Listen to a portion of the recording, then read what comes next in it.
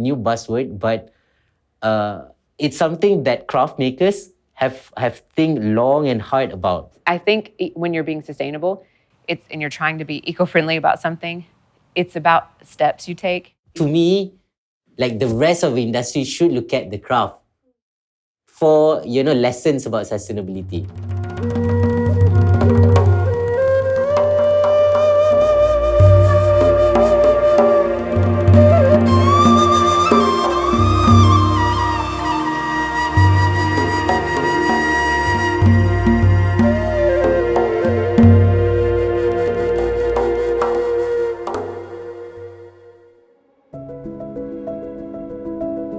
I started Batik Boutique about 12 years ago, but it was something that started in my house. It wasn't the same story that it is today, but I started working with women in the PPR flats and batik artist communities about 12 years ago. My name is Amy Blair, and I am the founder and CEO of Batik Boutique. We work with currently over 400 artisans. Often the batik artists that we work with are second and third generation batik artists, so this trade has been passed down through generations to them. Together, we work directly with groups of communities and artisans, largely in Terengganu. We have a few workshops that we work with. So Masri has been our long-time collaborator. There's Port Rashid, also in Seberang Takeh. Most of the time you buy batik and things, but you never really get to know the faces behind the process and the products.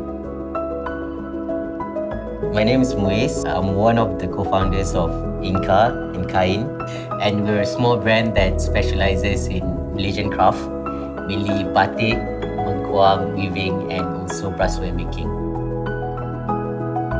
What we do essentially is we work as a craft collective, essentially experimenting with the craft by working together rather than independently.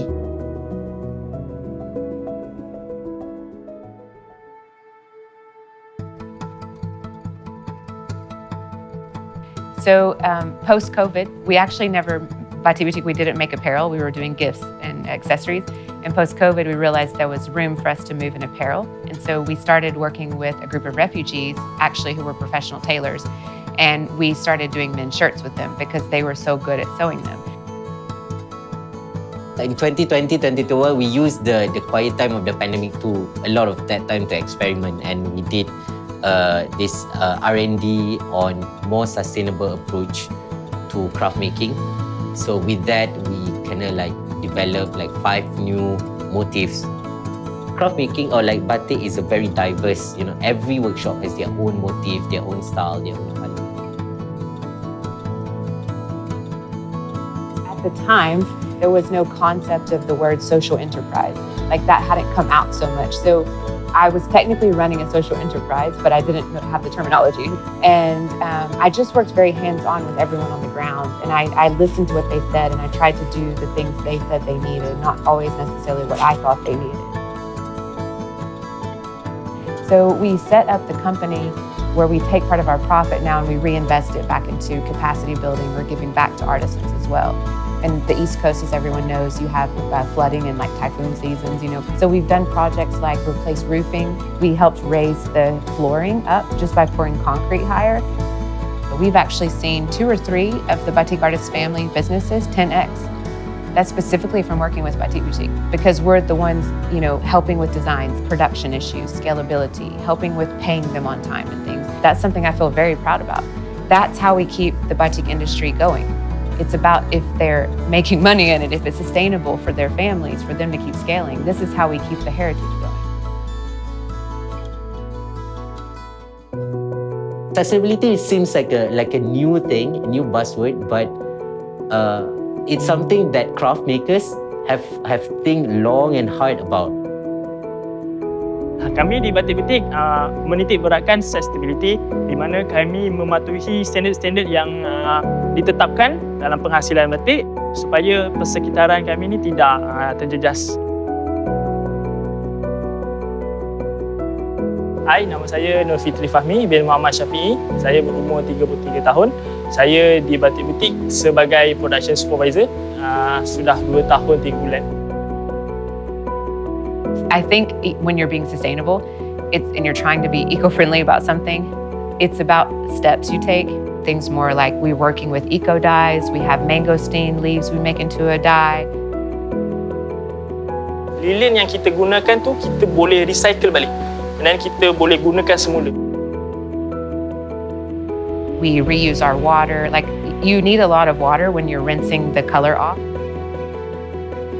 All the shirts that you see also, they are upcycled cotton. And the material is actually upcycled linen from hotels. So you make this kind of like incremental decisions change, but you incorporate it in your practice. What do you think is the most challenging or difficult part to sort of grow sustainability practices in batik? The question kind of implies that it's something that could be more sustainable. You get what I mean? That could be more sustainable. But to me, like the rest of the industry should look at the craft for, lessons about sustainability.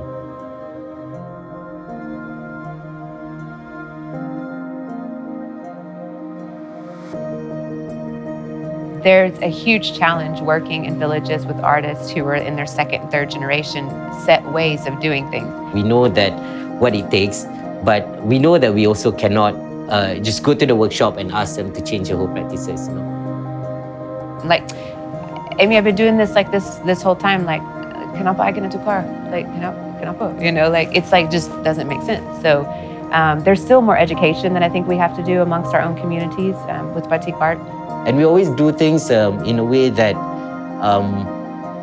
feel human scale, because that's what we learn from craft actually.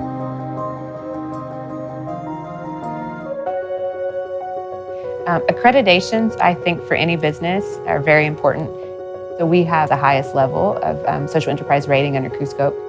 CUSCOPE is the accreditation for social enterprises. So I'm really proud of that because it means the government themselves have actually came in and done due diligence and validate that we are who we say we are.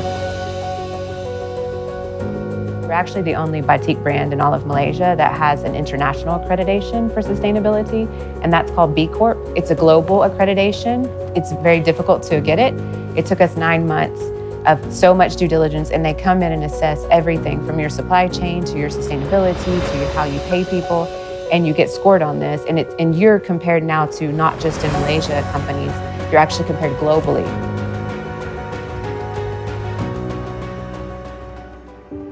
For someone that is very into process and things, I would totally understand it's not for everyone.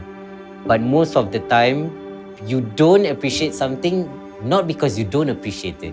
It's like they just don't know enough to actually enter into this conversation and appreciation.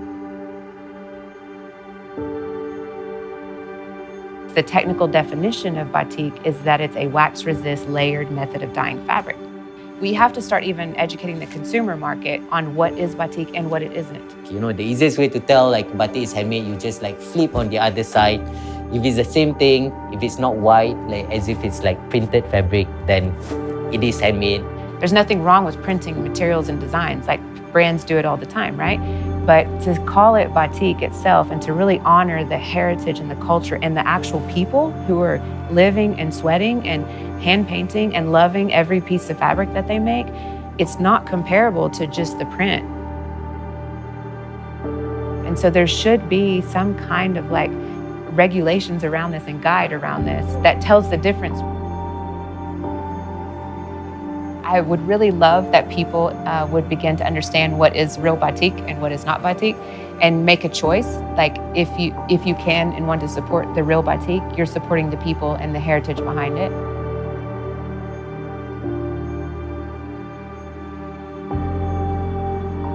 Yeah, I think something that would help or would have a big potential to improve the situation, if you want to put it that way, is essentially that kind of interdisciplinary approach to craft making. There's always other disciplines that can teach us or offer us something. But there's also like things like economics and batik making. You know, craft has a lot to offer to the economics practice, and economics has a lot to offer to the craft practices.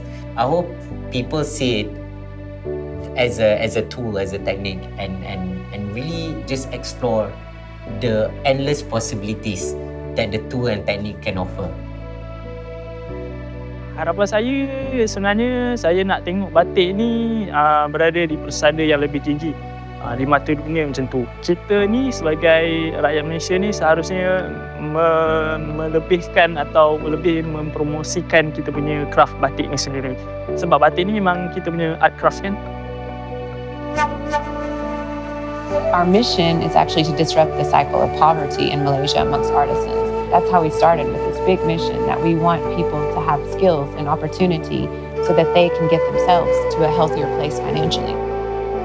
Along the way, I've gotten a vision as well for Batik Boutique that we will be the premier global batik brand for the world, because the world should get to see this beautiful craft that is so phenomenal in Malaysia and should get to appreciate it. And so our goal and our vision is actually to scale Malaysian batik all across the world.